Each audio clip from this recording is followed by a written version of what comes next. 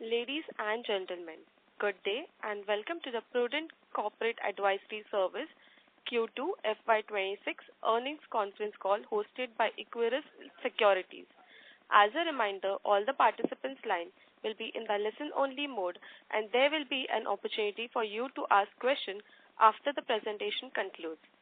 Should you need assistance during the conference call, please signal an operator by pressing star, then 0 on your touch-tone phone. Please note that this conference is being recorded. This conference call may contain forward-looking statements about the company which based on beliefs, opinions and expectations of the company as on date of this call. These statements are not the guarantees of future performance and involves risks and uncertainties that are difficult to predict.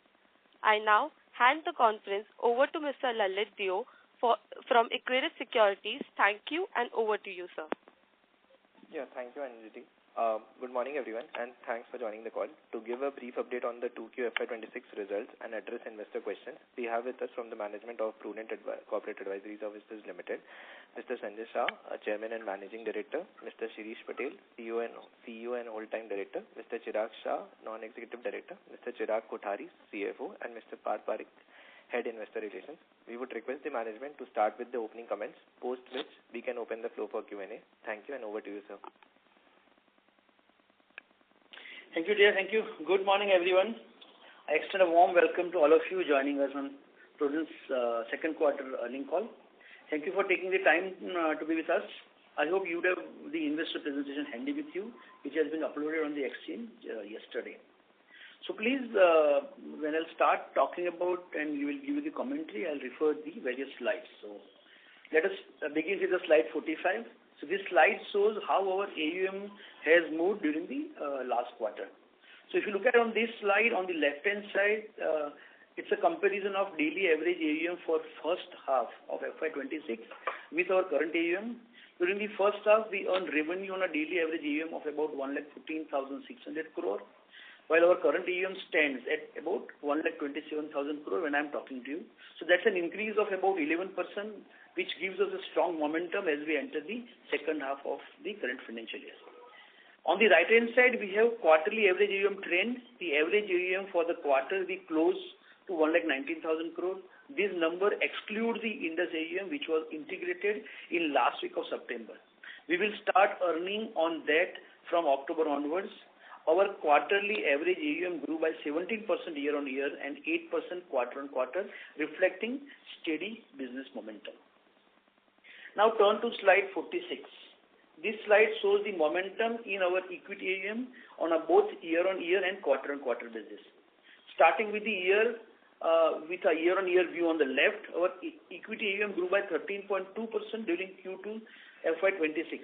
It moved from about 1,03,950 crore in September 24 to around 1,17,650 crore in September 25.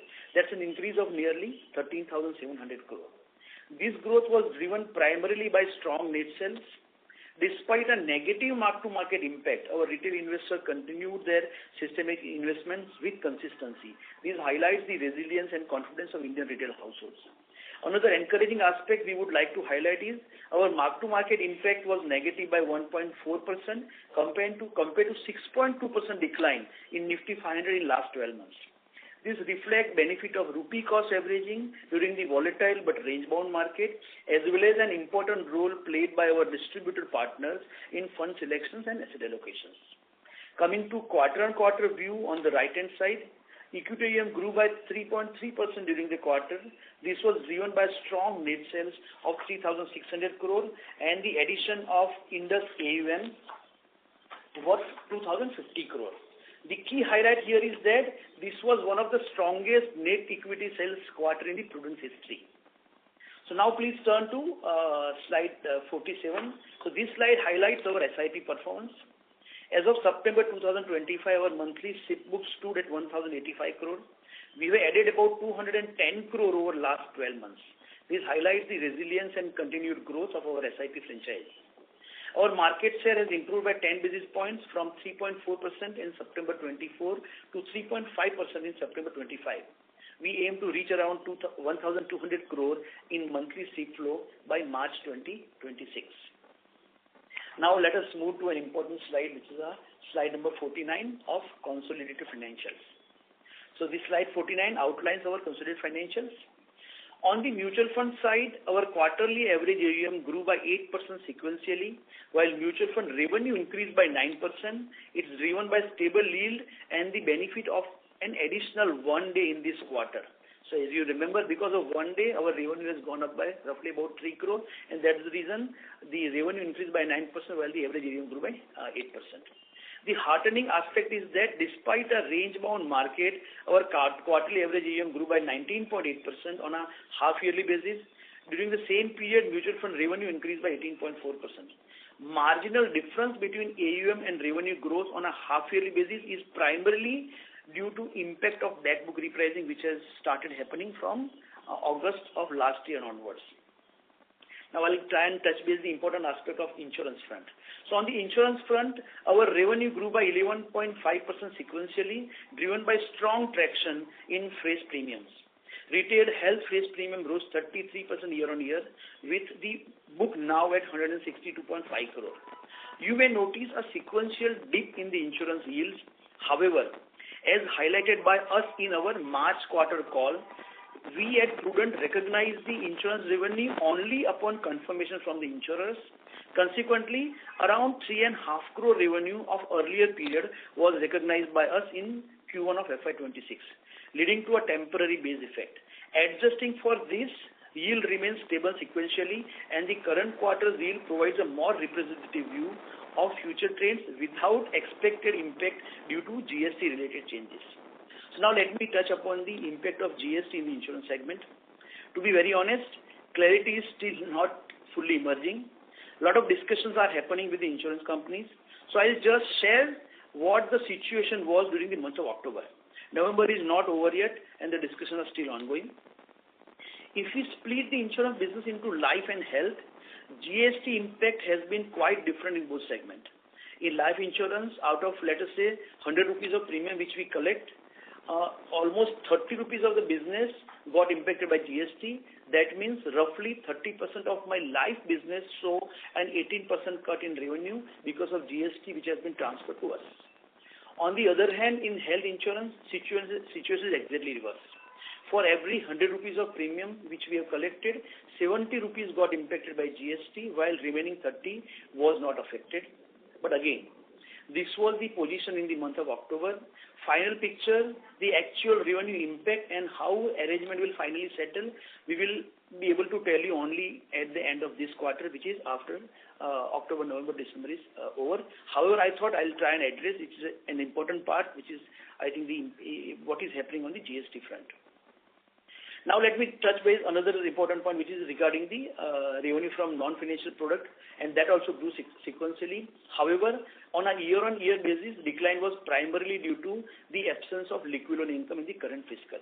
In the previous fiscal, we earned 6.9 crore from liquid loan, out of which 6.2 crore was recognized in the first half itself. Consequently, this base effect will now taper off in the second half, and we expect a healthy year-on-year growth trend to resume on this line item. Now I think let me try and address the commission and fee expenditure also. So coming to commission and fee expenses, we have seen an increase of 10% compared to 8.9% growth in the revenue, primarily due to an additional trail commission provision. This provision is made based on the net sales achieved by partners during the fiscal year. This scheme was introduced by us in August-September last year, and as a result, provisioning in the first half of FY25 was lower by 4.1 crore, with the majority of 19.1 crore while the majority of 19.1 crore, which was the full year provision, was booked in the second half. Now for the current fiscal, we expect a similar total provision with 3 crore booked in Q1 and 5.2 crore booked in Q2. The incremental 2 crore provision in this quarter has temporarily lifted the commission growth relative to the revenue. That said, we expect lower commission provisioning in second half compared to last year, as provisioning is now more evenly phased throughout the year. Now coming to other income, which is the treasury income. While our operational profit grew by 7.3% sequentially, it did not fully reflect in overall profit growth due to lower treasury income. Mark-to-market losses on equity portfolio and lower yield on bank term deposit during the quarter led to partial reversal of earlier gains, creating a temporary drag on the overall treasury income. So during the quarter, there are two factors which has impacted profitability: lower other income and the recognition of an additional trail commission provision.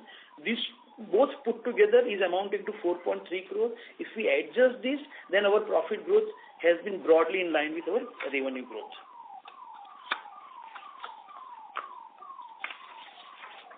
Now let me try and touch base the very important point, which is the recent announcement about the SEBI, which is a draft consultation paper. So, touching upon the SEBI's recent consultation paper on mutual fund, particularly the proposal impacting the total expense ratio. The first point is about the revised expense ratio, which will now be exclusive of all statutory levies, including GST. Earlier, only AMC's management fee attracted GST over and above TER. Everything else was considered inclusive of GST. So if, let us assume that I was earning 1% from the AMC, that 1% was including GST, meaning my actual income was 85 basis points and 15 basis points went to GST. Under new structure, my rate will be 85 basis points exclusive of GST, so I'll invoice GST on top of that and still effectively I earn 1%. So it's a revenue neutral for those who are registered under the GST, but a big advantage is that it removes the earlier anomaly, where a GST registered distributor on less than an unregistered one. This creates a level playing field and help us attract smaller players to join the Prudent platform. So even though it's a neutral in revenue terms, it's strategically a huge benefit for us. Second point is the removal of 5 basis points of exit load, benefit of which has been there since 2012 for all open-ended schemes. SEBI has compensated slightly by increasing TR in first two slabs up to 750 crore by about 5 basis points, but overall the industry impact will still be a reduction of around 4 to 4.5 basis points on the TR because of this 5 basis points which has been removed. Third point is on the brokerage cost. SEBI has proposed reduction on brokerage on cash transactions to 2 basis points and 1 on the derivative side. Currently, we are of the view that AMC is paying roughly about 5 to 6 basis points. So this could mean an overall impact of 2 to 2.5 basis points, assuming one-time portfolio turnover ratio for the entire industry. So putting all this together, the exit load charge and brokerage reduction, total impact on the TR side should be in the range of 6 to 7 basis points. This impact, we assume that this impact would be shared by everybody in the value chain, be it the institutional brokers or RTAs or AMCs or even to the distributors also. And since it affects everyone, and whenever we always say that whenever the impact is transferred to the distributors, I am sure it will be transferred to everybody, and in that situation, we'll also be in a position to share this pain with our distributors.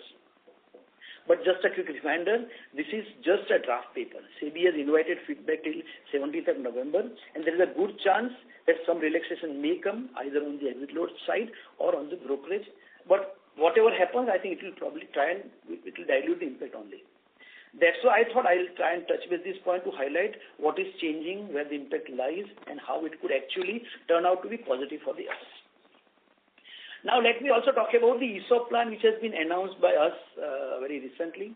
So we have granted 130,945 options to 388 employees.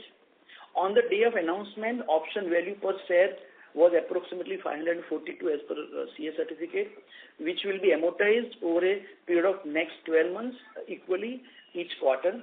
So we expect a total P&L hit of about 7.10 crore, which will be booked under the share-based payment expenditure under employee benefit expenses. Finally, to conclude, we have successfully completed the merger of Indus acquisition. It's a very highly cash-accretive addition to our platform, powered by 15 experienced relationship managers under a seasoned business head. It is expected to deliver annualized mutual fund commission of about 22 to 23 crore and a cash profit before tax of approximately 15 crore. We continue to see a growing interest from distributors seeking alignment with scaled and technology-driven platform to ensure business and service continuity for their clients, a space where Prudent is well positioned and open to explore strategic opportunities.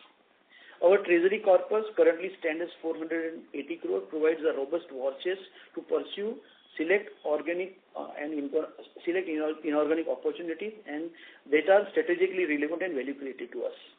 With that, I would now like to open the floor for Q&A.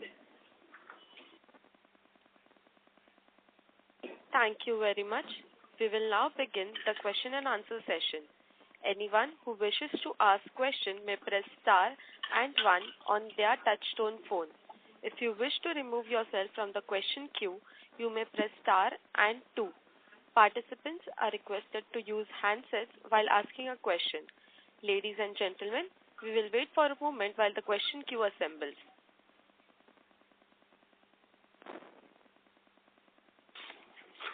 The first question comes from the line of Prayesh Jain from Motilal Oswal. Please go ahead. Good morning, everyone. Sir, firstly, a broader question. Rightly towards the end of your opening comments, you mentioned about distributor addition, and I've added almost about 1,000 distributors in this quarter. Now, how is the landscape changing on the ground for addition of distributors? Because what we are hearing is there is a high competitive intensity to acquire distributors from many players, and therein they are sharing a much higher number in the first year from a commission perspective. We are hearing numbers as high as 80-90% in the first year as well. So, is that the landscape changing materially, and how do you see this going ahead? Shirish? So definitely, I think as we discussed earlier, I think there are a few more platforms have entered in the industry, and they could be the competition to the distributor empanelment.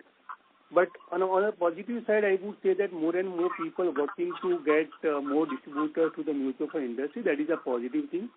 But on existing mutual fund distributors, the competition will increase. That is also we have to accept. Two things I would say here. One, more and more people will now communicate the advantage of platforms. Earlier, only two major players on a platform side were communicating the advantage of working with platforms versus AMCs. Now, at least 6-7 people will communicate the advantage. So, more and more people, MFDs will go towards the platform. So, that is a positive thing. Within platform, will compete. So, I don't think that there is a big major impact on our recruitment side. To give you the number, I think last entire year we recruited almost 4,800 plus new MFDs or ARN holders in our kitty, and which was one of the highest in our history. So that says that in spite of increased competition, the number of ARN holders getting registered with Prudent and working with Prudent has not come down. Even if I talk about this financial year, YTD, we already have recruited close to 3,100. So proportionately, we are much ahead of what we did last year also. So in spite of increasing the competition, more and more people are joining Prudent platform. Of course, I think competition will make the case of working with platform stronger and stronger. So yeah, I think we are watching them, but as of now, I think we are not seeing any impact. And my main question around that was the sharing of commissions with the distributors. Whether you will also have to kind of move towards what the new players are kind of giving the sharing commissions with the distributors, and would that mean some pressure on your profitability going ahead? If you see, they are there in this market for almost more than 1.5 years. Since beginning, their commercial sharing is higher than what we offer. Last 1.5 years, we have not changed our strategy to increase our yield.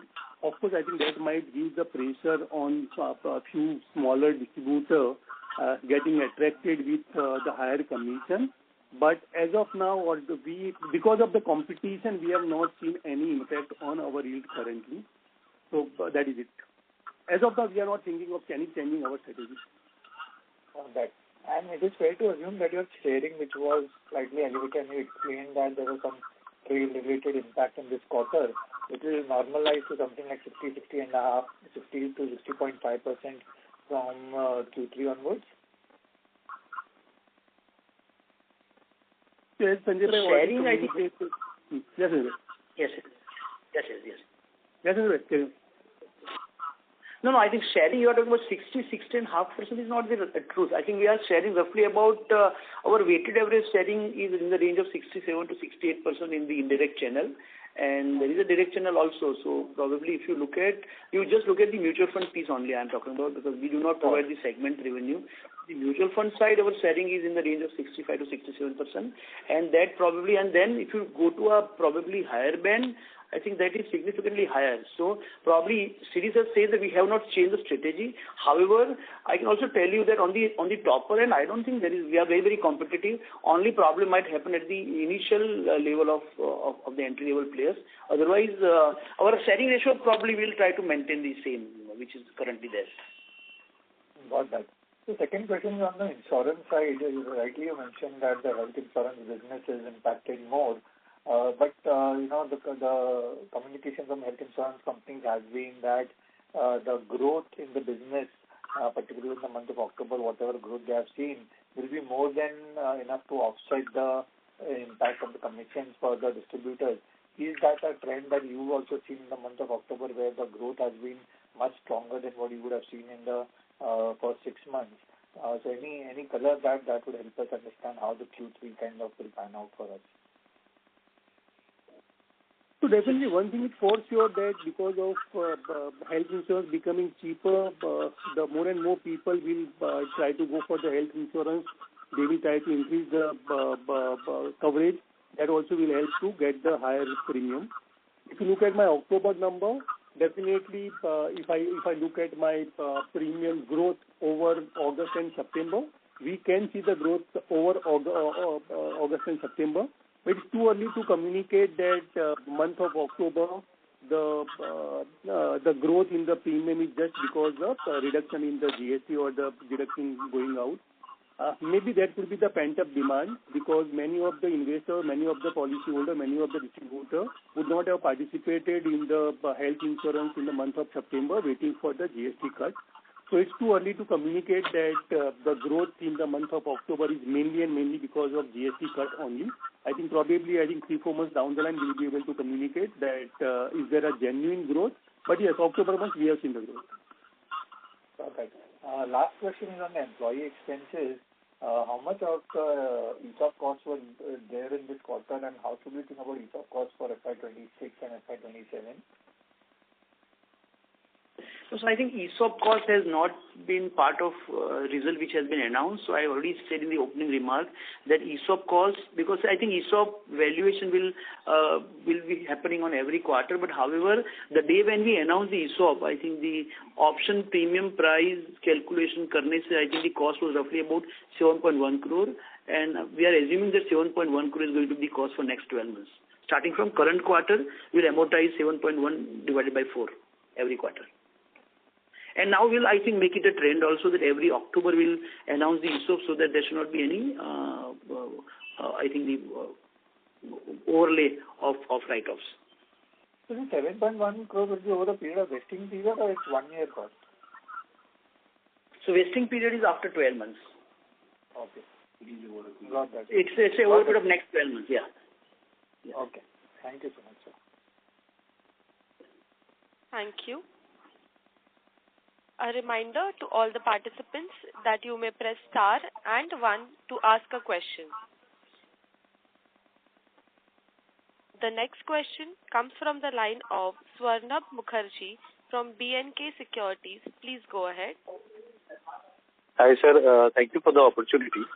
A couple of questions from my side. First of all, in terms of the flows, so our net flows improved this quarter from the previous quarter, and I think SIP run rate also is better. So in October, what is the trend? If you could give us some color on that. And the second question is in terms of these impacts on from GST related impact on the insurance side and the overall impact on the mutual fund side, the potential impact which might happen due to the SEBI paper. How much of that can we pass on to the distributor? Will it be in that same sharing ratio, or in a you can able to pass it on fully? This is. So the first point is October month net sales is higher than what we did in the month of August and September, in spite of having the festive season. We could see that the momentum of mutual fund continues, the participation in liquidity continues, the gross flows and the SIP flows continued. So October month in terms of net sales far better. Coming to the GST impact due to the insurance side, first on the insurance side. So mainly, we will be able to pass it on in proportion to our distributors. So whatever would be the impact on because of the GST, whatever will be passed on to us by manufacturer or the insurance company, we are very, very confident that we'll be able to pass it on the proportionate sharing cost to our distributor. So we don't see any challenge there in terms of margin. Right, sir. And in terms of the potential impact of the SEBI paper, again, same question. How much will you be able to pass on in the same sharing ratio? So in mutual funds, assuming that the final impact comes the way the consultation paper is talking about, we believe that we would be the beneficiary, because today our almost 33, I think 1/3 of our AUM is contributed, or rather I would say that the brokerage payout is contributed by those who are non-GST. So probably I think today they have got the tax arbitrage because of this, but they are not paying the GST on that. So we are very, very confident that we'll be able to pass it on the hit to them in ratio of what the current sharing is. Probably it might benefit also. So as of now, we are not saying that how much we'll be able to pass it on, but definitely it would be higher than the worst sharing ratio. Understood. That's very helpful. Thank you, sir, and all the best. Thank you. The next question comes from the line of Dipanjan Ghosh from Citibank. Please go ahead. Hey, hi. Good morning, sir. Just few questions from my side. First, in terms of, going back to the previous participant's question in terms of the mutual fund business, obviously, this circular which has come out, there was a previous version of this circular somewhere around May 2023. And I would assume that at that point of time, you might have had some discussions with the manufacturers or the asset managers in terms of how the distribution of this burden will happen between various stakeholders in the ecosystem. So based on these prior discussions and maybe incremental discussions that you might have had in the last, let's say, 2 to 3 weeks, what do you think or what do you sense would be the sharing ratio ballpark this time around versus, let's say, September 2019, where distributors were taking majority of the burden? And that's the first question. My second question is in terms of your MFT base. What would be the attrition rate, let's say, amongst your top 10% or top 20% of the MFTs? And maybe not for the quarter, but more from, like, let's say, FY25 versus 24 versus 23. I mean, is that, and even 1H26, how is that attrition trend really changing? I mean, that would give us some color of the competition. And third question is on the POSP business. And, given the fact that, we have seen surrender charges, now we are seeing GST, multiple headwinds in terms of realizations. Just from a profitability perspective and, from a, more medium-term perspective, what do you think can be the growth trajectory in this business? And is there a way you can really pass on a little bit more to the underlying POSP agents? And the reason I ask this is because there are multiple POSP platforms in the country which obviously pay much higher realizations or much higher pass-through rates. So those would be my 3 questions. So to give the answer of your first question, comparing 2019 and comparing now, so 2019 AMCs have passed on majority of the hit.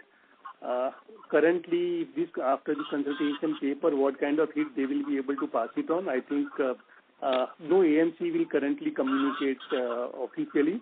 But my guess is that whatever would be the impact this time to the AMCs, majority of the hit, AMCs will pass it on to distributor. That is what my reading after discussing with them. The reason being, last 2 years, many of the AMCs have done the TER cut on the book when there was no regulatory changes. In spite of that, I think AMCs have cut the book commission for major of the distributor to maintain their margin. This time it's a regulatory change. So my gut feeling or my discussion with them, this time they will be able to pass it on. They will pass it on majority of the cut to the distributor. That is what my reading is. I don't know how finally they will act. But as of now, the reading is they will pass it on the major one. The second point is the attrition of top 20% partners because new platforms are paying higher commission and a lot of competition has emerged in last 1.5 to 2 years. I would say that the trend, in case even if there is an attrition, it would be on a smaller AUM partners, not on a bigger AUM partner. The reason being the bonding of bigger AUM, the involvement of our team with the bigger AUM is much stronger historically also. The smaller AUM partners, their engagement, their relationships, probably I think are building new or anyways I think the relationship that might not be stronger because of the smaller scale. Second point, I would say that all these new platforms are paying the flat commission which is on a higher side. Mainly that would make a big difference to the smaller size AUM. As you know that in Prudent, we already have a tiered structure. Smaller the AUM, lower the commission, higher the AUM, higher the commission. So probably the commission impact or the commission difference would be seen by the smaller distributors versus with Prudent versus new platform. So the bigger AUM partners moving or to the join the platform, I think that trend is not there. So attrition, I would say that there is hardly any attrition. Rather, I would say there is a zero attrition among the top 10% partners or top 20% of our partners. If at all there is some attrition, it would be on the smaller AUM partners. And again, it is not universal. It would be on a few branches where my team would have joined the competition platform because of the relationship they would have gone there. Again, that would be on a new business, part business, not the full business. So attrition-wise, we have not seen any meaningful attrition in the last 1-2 years. Third point you said is the impact of insurance due to GST, due to the surrender charges guidelines which impacted the revenue last year. Definitely, I think this time post GST, the impact will be much higher, mainly on a health insurance side because the revenue might come down by around 18%. Entire the GST component might be transferred to the distributor community. So impact of revenue on a health insurance side definitely would be higher. On a life insurance side, as of now, I think still insurance companies are discussing, negotiating. So we are not sure that how much percentage finally would be passed on to the distribution community. As of now, the discussions are on. I would say that in the health insurance side, more than 70% of our business got impacted in a health insurance side. 30% currently under negotiation, under discussion. It is not impacted in the month of October. If I take the similar case for life insurance, 30% got impacted in the month of October. 70% still the discussions are on. So what will be the final impact? I think once we finalize our discussion with the insurance companies, we will be able to communicate. But yes, I think whatever would be the impact or pass on the impact to the distribution community, I'm sure I think they will do for the agency channel also. So when they do with the agency channel, when the insurance company is passing on to all the distributors, we will be able to pass it on to our distributor also, at least in the proportion of our sharing ratio. So we don't see a bigger challenge. At least we are very confident that we'll be able to pass it on the hit. At least equal to the sharing ratio or a little higher in insurance as well. Got it. So just one follow-up in the first part, if I understood correctly, what you said is that because mutual funds have demonstrated a capability to pass on to distributors even during absence of regulatory changes, you think that this time around also majority of the AMCs will pass maximum portion of the impact to the distributors? Is your understanding or hypothesis or something? Is that the right understanding? Yes, that is what I believe. Got it. Thank you and all the best. Thank you. Thank you. A reminder to all the participants to press star and 1 to ask a question. The next question comes from the line of Sanket Goda from Avendus Spark. Please go ahead. Thank you for the opportunity. So my first question is on Indus, the 2,000 odd crores of AUM. If it gets added, how much yield kicker we will get? And that 124 crores cash payout, what we did, how long it will be amortized over the period? So that's my first question. So Sanket, I think the 2,000 crore is about 2% of our overall AUM. And more or less, my belief is that because if you look at whenever the merger happens, the merger formula says that you will get the rate whichever is lower between two. So it cannot be yield accretive in any case. Let us say, for example, on a particular transaction, Indus is getting 1% and Prudent is getting 90 basis points. I'll get 90 basis points. Or, for example, in particular transaction, I would have got 1.10, but they are getting 1%, I'll get 1%. So, because of the merger rule, it has to be the lower of my rate or his rate. So, in that situation, it cannot be accretive to the yield as far as overall my broad yield is concerned. Number two is, as far as amortization is concerned, we are yet to talk to the auditor because, to be very frank, we are of the view that this is a asset which we have acquired. We have the couple of precedences like Carvi and IFAS. We believe that these are very long-term in nature as far as benefit is concerned, and we are able to demonstrate that benefit. So we'll talk to auditor, and yet we need to finalize that whether should we amortize over a period of 10 years or even more. So that question is at an open-ended stage. Sir, in Carvi, our amortization period, what auditor ultimately decided was how many years? So I think at that time we took 10 years as an amortization. So out of 150 crore, we are writing off 15 crore every year. But now almost 4.5 years is complete, and we have a very good track record to go and talk to them that should we continue with 10 years the formula or we should make some changes. So I think that's why I'm just giving you a hint that we'll talk to auditor. Understood. And Indus yield will trickle down everything to bottom line, right? There is no leakage in the change.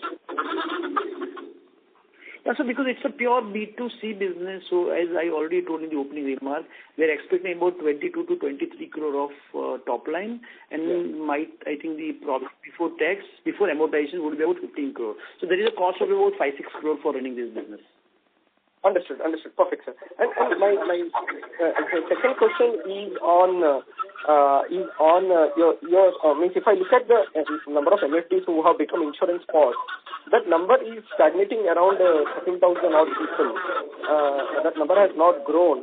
So just wanted to understand whether the incremental addition of mutual fund MFDs doing insurance will be is becoming difficult, or we have seen the benefit what we, or these are the guys who can be active. So basically, I would say that last 1 year we were migrating our insurance business from GenNext to Prudent. So earlier, whatever recruitment or the POS registration we did, it was in GenNext. From 1st of April, we started doing business, majority of the business in Prudent. So obviously, we had two challenges. We had to migrate, we have to recruit the new POS in Prudent, and also those who are willing to shift their POS registration from GenNext to Prudent, we also had to accommodate them. So obviously, last I think 6 to 8 months, our efforts were also converting, or those who are willing to migrate their POS license from GenNext to Prudent. So obviously, hence I think the focus on new POS registration was less, and that is where you are saying that it is stagnated. But still, I won't say it is stagnated. I think still there is a growth of new POS month on month. Also, we are able to see the growth in the POS number also. Understood, sir. And another question was on insurance. Basically, in the initial remarks, you said that in life insurance, 30% of the business saw a commission cut.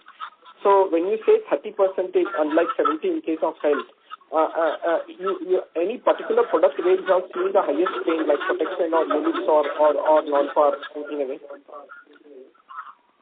So in life insurance, I think when we say around 30% business already have communicated that I think the GST impact would be passed on. One, on the insurance company side, a few of the insurance companies have said that entire business got repriced with 18%. That is one. And few of the insurance companies have said that we are just waiting and watching, and we are just discussing with them for the entire product basket.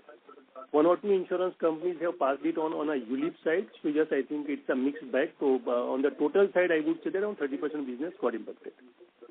Okay, so there is no consistent trend like health insurance? There is no consistent trend currently. No, there is no consistent trend currently. Still, it is under very discussion stage. Finally, I think we believe that I think final outcome would only be known by March quarter only. I think few more insurance companies will give the clarity probably in this quarter. You still will take the next quarter to give the final long-term changes or the update. So final outcome probably would be known on 1st of April only. That is what my belief is. But yes, I think we'll get more clarity during this quarter, and few more companies might confirm by next quarter. Understood, sir. And lastly, on AUM mix, can you just give an AUM and net flow number or gross flow number? Can you give a color how the AUM is in small, mid-cap, hybrid or flexi and vis-a-vis to the SIP book or gross sales numbers? So you are talking about the mix of AUM? Basically, I want to know the mix of AUM too, and how different is incremental sales compared to the outstanding book. So mid and small contribute almost, I think if you simply only look at these two categories, mid and small, in terms of assets, I think they are around 23-24% of my equity assets. And simply if I look at non-debt, around 23-24% is contributed by only mid and small. This we are talking about on the AUM side. Yeah. Simply if we look at the gross sales side also, I think my numbers in this financial year is almost 23-24%. So practically I have not seen a big difference in terms of AUM composition of mid and small, which is around 23%. When I look at the gross sales composition, it is around 23.5-24%. So we have not seen any significant change in terms of AUM or in terms of gross sales. So net sales, again, I think the contribution was around 25-26%. So there is no significant trend in terms of sales in gross and sales in mid and small. Probably the SIP registration or SIP the contribution of small and mid is much higher. This is around 1/3 of our new SIP registration is in small and mid. But historically also, small and mid contributes around the similar kind of number in terms of new SIP registration. Understood, sir. This is very useful. Thank you very much. Thank you. The next question comes from the line of Pranuj Shah from 3P Investment Managers. Please go ahead. Hi, hope I'm audible. Thank you for taking my question. I just had one clarification on the insurance bit of it. So when you say that 70% in health and 30% in life is where you have seen the GST impact come in, so is this where your commissions have been negotiated down by 15% so that whatever GST you used to pay has been passed on to you? So practically earlier, whatever my commission used to be, let us assume my commissions were 20%. On 20%, they used to pay the GST. So 20% plus 18% of 20%. That is how the insurance company used to pay. Yeah. When we said that 70% business got impacted in terms of health insurance, the 20% commission, the assumption of 20% commission is continued. But now the communication is that 20% includes the GST component. So earlier the commission, say for example, 20 plus GST, now it is 20 minus GST. Perfect, yeah. That was my only question. Thanks a lot for answering it. Thank you. A reminder to all the participants that you may press star and 1 to ask a question.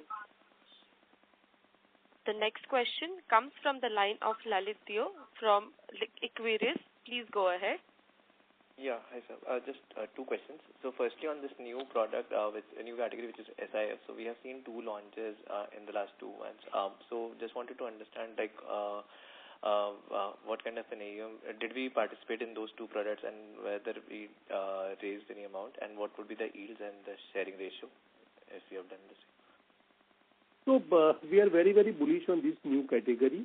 Unfortunately, number of certified MFDs in this in the country are yet very, very low, and hence in our system also, out of our 35,000 ARN holders, those who are certified to sell SIF are less. Hence, the participation of partners in SIF business is very, very less. While we are talking, almost more than 200 plus partners are certified. I think industry numbers are around 3,000 plus somewhere. In industry, around 3,000 plus ARN holders are certified for SIF.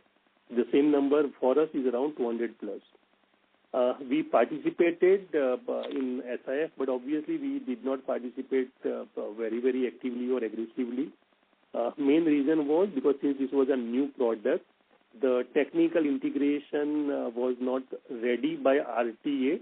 So first two NFOs we missed because the integration did not happen in our Fund Puja portal. But having said that, still in first two NFOs, we did around 9 to 10 crores.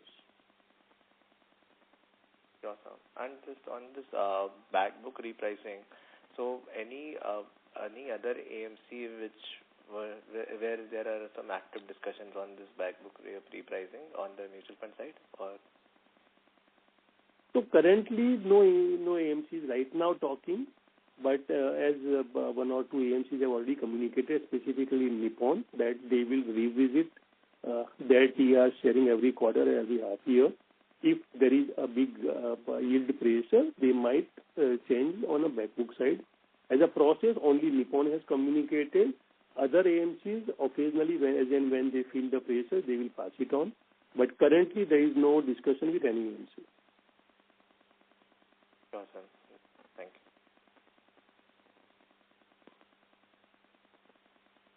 Thank you. A reminder to all the participants that you may press star and 1 to ask questions.